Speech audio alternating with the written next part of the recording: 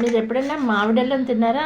చాలా టేస్టీగా ఉంటుంది. పప్పులో వాటిలో నంచుకు తింటే చాలా బాగుంటుంది. హెల్త్కి కూడా చాలా మంచిది.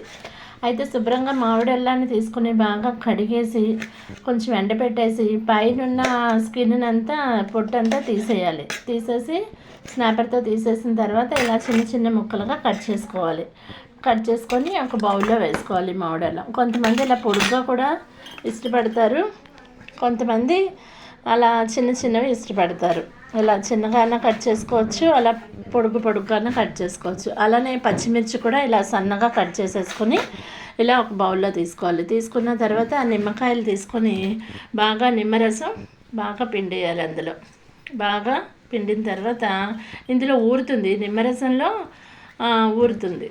ఊరి మామిడల్లము ప్లస్ పచ్చిమిర్చి రెండు కూడా ఊరి చాలా టేస్టీగా ఉంటుంది. దీన్ని ఒక గాజు బౌల్లో తీసుకొని మనం గాజు సీసాలో ఇలా బాగా కలిపేయాలి. ఎందువల్లంటే నిమ్మరసం వీటన్నిటికీ పట్టాలి.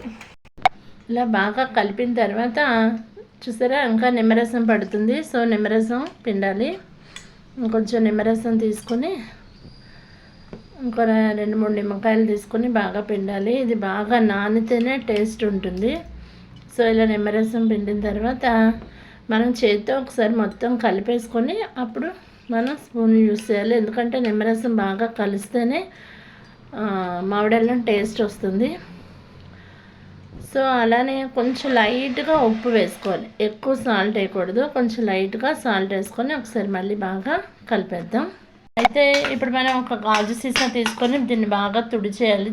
క్లాత్ పెట్టి బాగా తుడిచేసి ఈ మామిడల్లాన్ని మనం అందులో స్టోర్ చేసుకొని మూత పెట్టేసుకోవాలి. చూసారా ఊట ఎలా వస్తుందో, ఇలాగా బాగా ఊరిపోవాలి.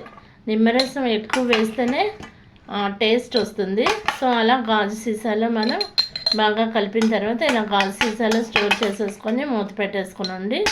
ఒక 2 రోజులు ఊరిన తర్వాత తింటే చాలా టేస్ట్ ఉంటుంది. వెంటనే తినకుండా ఒక 2 రోజులు, ఒక రోజు లేకపోతే 2 రోజులు తింటే చాలా బాగుంటుంది. పప్పులో నంచుకు తినండి, ఎంత టేస్ట్గా ఉంటుందో చూడండి. ఇలా మనం ఒక గాజు సీసాలో స్టోర్ చేసేసుకుందాం. ఓకేనా, మామిడల్లం ఇప్పుడు రెడీ అయిపోయింది. దీన్ని బాగా ఫిట్గా ఉన్న ఎయిర్ సీసాలో పెట్టుకుంటేనే మంచిది. ఓకేనా, ఎయిర్ కంటైనర్లో పెట్టుకొని ఇలా మూత పెట్టేసుకుంటే సేఫ్గా ఉంటుంది. సో మీకు నా వీడియోస్ నచ్చినట్లయితే ప్లీజ్ లైక్ చేయండి, షేర్ చేయండి, మరియు నా ఛానల్ని సబ్స్క్రైబ్ చేయండి. Thank you for watching my videos. Please like, share and subscribe.